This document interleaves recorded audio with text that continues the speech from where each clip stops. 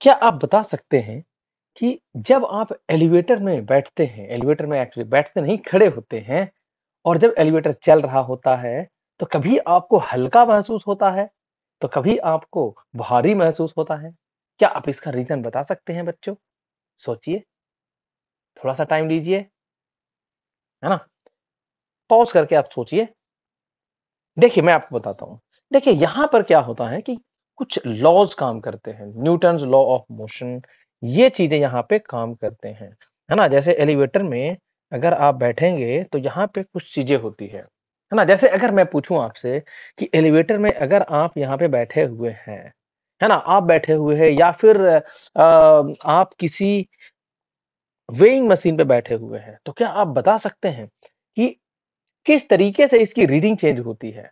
क्या आप बता सकते हैं ये चीज़? है ना? तो यही चीज़ का इसी चीज़ का हम लोग एक तरीके से जवाब जानने जा रहे हैं, है ना? कि ऐसा क्यों होता है? तो इसमें होता क्या है Newton's law of motion NLM यहाँ पे क्या करता है जी काम करता है ना? जैसे आपको ये पता होगा कि फ़ोर्स इक्वल टू क्या होता है? नेट फ़ोर्स इक्वल टू क्या होता है जी? मास इंटू एक्सेलरेशन होता है ना? ये होता है आपका नेट फ़ोर्स का फ़ॉर्मूला।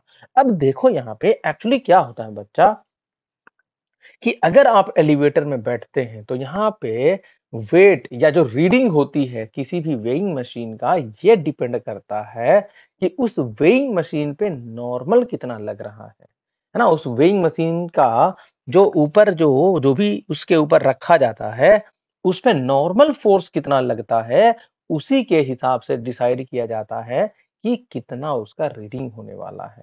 आप हल्का महसूस कर रहे हैं या फिर आप भारी महसूस कर रहे हैं, ये नॉर्मल आपको यहाँ पे बता रहा है।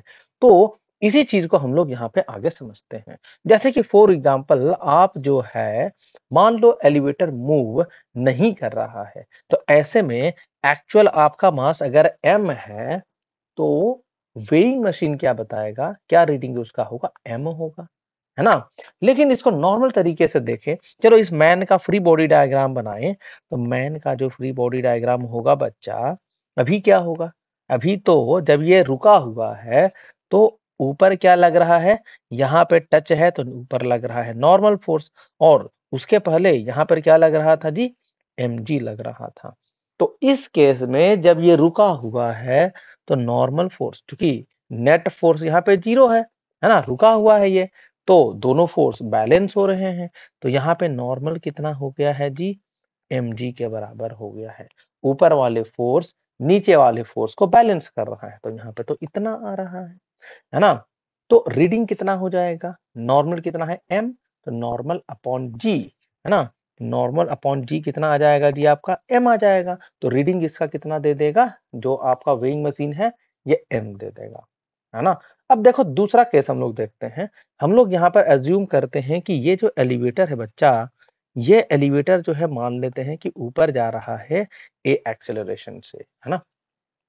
तो आप बताओ बच्चा, आप नीचे कमेंट में आप बताओ कि ये जो है जब एलिवेटर ऊपर जाएगा तो यहाँ पे जो इस वेइंग मशीन पे जो इंसान मतलब आप जो बैठे हुए हो, आपको हल्का महसूस होगा या आपको भारी महसूस होगा? बताओ बच्चा, बताओ नीचे कमेंट में बताओ। है ना? देखो यहाँ पे। तो इस केस में क्या होगा बच्चा अगेन हम लोग क्या करेंगे फ्री बॉडी डायग्राम बनाएँगे। है ना? पेड़ पे बैठ करके इसको देखेंगे।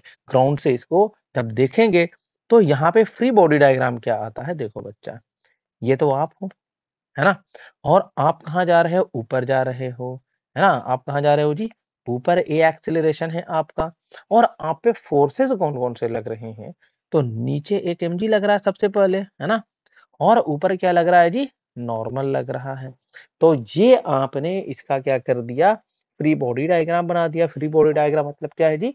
वो सारे फोर्सेस जो आपके सिस्टम पे लग रहा है, उसको डायग्राम में दिखाना होता है। तो नॉर्मल है, mg है ना? एक्सेलरेशन अपवर्ड डायरेक्शन में है।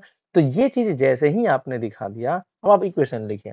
तो यहाँ पे जिस डायरेक्शन में एक्सेलरेशन है उसको पॉजिटिव ले लेंगे, है ना?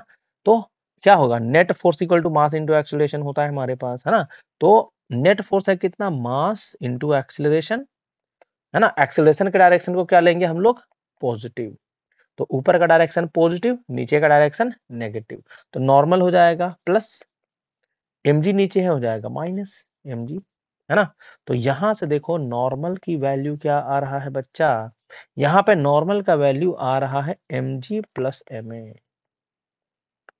ये आ रहा है m इंटू जी प्लस ए आ रहा है। तो यहाँ पे नॉर्मल का वैल्यू तो ये आ गया बच्चा। तो यहाँ पे आप बताओ, यहाँ पे भारी आपको महसूस होगा या फिर आपको हल्का महसूस होगा? नॉर्मल तो बढ़ गया बच्चा, है ना? तो यहाँ पे क्या आपको महसूस होगा? भारी महसूस होगा, है ना? मतलब जब एलिवेटर ऊपर जा रहा है तो आपको क्या महसूस होगा? भारी महसूस होगा। उसी तरीके से बच्चा जब आप नीचे जा रहे हो, है ना? जब आप कहाँ जा रहे हो? एलिवेटर नीचे जा रहा है ना? जब नीचे जा रहा है तो उस केस में आप इस एलिवेटर में बैठे हो तो आपको कैसा महसूस होगा? इसकी बात करेंगे। रीडिंग कितना आएगा, है ना? इस केस में रीडिंग कितना आएगा बच्चा? इस केस में रीडिंग जो आएगा वेइंग मशीन का, ये हो जाएगा N/G, मतलब m जी प्लस ए अपॉन जी। ये रीडिंग कुछ हो जाएगा, कुछ ऐसा, ठीक है? उसी तरीके से ये दूसरा है, ये वाला जो क्वेश्चन है, मतलब यहाँ पे इसको जो हम इस सिनेरियो को सोचेंगे तो इस केस में अगेन आप वीडियो पॉज करिए और इसका एफबीडी आप बनाइए, है ना? ठीक है? चलिए चलिए देखिए, यहाँ पे देखते हैं जी। तो ऊपर लग रहा है नॉर्मल, नीचे लग रहा है mg, एक्सीलरेशन यहाँ पे डाउनवर्ड है। हम डाउनवर्ड डायरेक्शन को क्या मान लेंगे? पॉजिटिव। क्यों? क्योंकि एक्सीलरेशन कहाँ है जी? डाउनवर्ड डायरेक्शन में। क्या लिखेंगे? Plus ma equal two plus mg minus क्या आ जाएगा? n आ जाएगा। यही इक्वेशन होगा जी, है ना? ऊपर के डायरेक्शन को क्या ले लेंगे? नेगेटिव, नीचे के डायरेक्शन को पॉजिटिव। क्यों? क्योंकि एक्सीलरेशन का डायरेक्शन को हम पॉजिटिव ले रहे थे। इसमें क्या कर रहे थे? ऊपर पॉजिटिव, नॉर्मल पॉजिटिव हो गया, mg नेगेटिव हो गया आपका, ठीक है? तो देखो यहाँ से नॉर्मल की वैल्यू इसमें क्या आ जाएगा? यहाँ पे नॉर्मल का वैल्यू आ जाएगा आपका m इंटू जी माइनस ए। अब देखो नॉर्मल ऊपर ही लगेगा, normal should be positive in this case, क्योंकि नॉर्मल ऊपर ही लगेगा। अगर नॉर्मल नेगेटिव हो गया बच्चा, मतलब क्या है जी? नॉर्मल पुश नहीं कर रहा है, विच विल बी एब्सर्ड, है ना? तो इस केस में आपको ध्यान रखना, नॉर्मल को पॉजिटिव रखने के लिए g should be greater than acceleration, तभी उसी केस में ये चीज होगा। अदरवाइज नॉर्मल तो नेगेटिव हो जाएगा। नॉर्मल नेगेटिव होने का मतलब क्या है जी?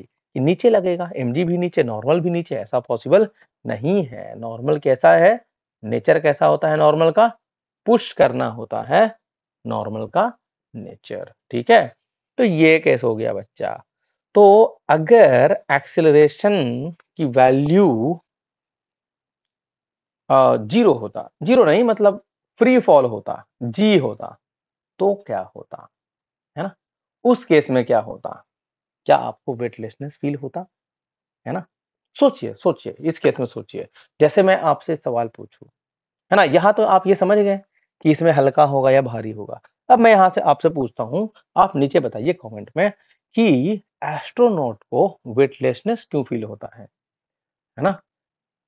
आप ये बताइए कि जब फ्री फॉल में जब आप आ, कहीं पे जाते हैं, डिज्नीलैंड या फिर इमेजिका या फिर जहां पे स्विंगिंग झूला होता है, जब वो नीचे गिर रहा होता है ना? या फिर कोई भी चीज नीचे फ्री फॉल में जब गिर रहा होता है तो उस केस में वेटलेसनेस क्यों होता है?